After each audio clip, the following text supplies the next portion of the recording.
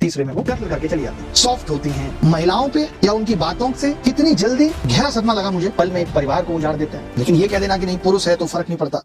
Lohagarh fort में 3 चरणों में जाती है। पहले चरण में फ्लॉप हो जाती है, दूसरे में फ्लॉप हो जाती है और तीसरे में वो कत्ल करके चली जाती है और अभी पुलिस की गिरफ्त में है। महिलाओं को ममता का, प्रेम का प्रतीक माना जाता था। ये कहा जाता था कि शर्म उनकी आभूषण है, वो तेज आवाज में नहीं बात करेंगी, वो सॉफ्ट होती हैं। लेकिन जब से पिछले कुछ 1 साल में ये 5 ऐसी घटनाएं आई हैं कि एक महिला ने उसके पति को ड्रम में डाल दिया, एक महिला प्लानिंग करके, और इससे ये भी पता चलता है कि पुरुष महिलाओं पे या उनकी बातों से कितनी जल्दी प्रेम में हो जाते हैं कि उसके पीछे की साजिश को समझ ही नहीं पाते। तो बड़ा गहरा सदमा लगा मुझे, मतलब बहुत गहरा सदमा लगा मुझे। और क्योंकि पिछली बार भी जब एक इंजीनियर ने एक वीडियो जारी करके वीडियो बनाया था और दुनिया से चला गया था, तब भी लोगों ने आवाज उठाई थी और फिर कुछ दिन उसकी चर्चा हुई। आज सोशल मीडिया का ऐसा दौर है कि एक मुद्दा पूरी तरह से उठ नहीं पाता, खत्म नहीं हो पाता कि दूसरा मुद्दा आ जाता है और फिर पहले वाला एकदम सामान्य हो जाता है। लेकिन कोई पूछे उन माँ बाप से जिनको पता है कि उनका बेटा अब कभी वापस नहीं आएगा, पूछे कोई उस बहन से जिसको पता है कि उसका भाई अब कभी वापस नहीं आएगा, हम कैसे इतने निर्दयी हो जाते हैं कि एक पल में एक परिवार को उजाड़ देते हैं। हम ना आगे का सोचते हैं, ना हम पीछे का सोचते हैं।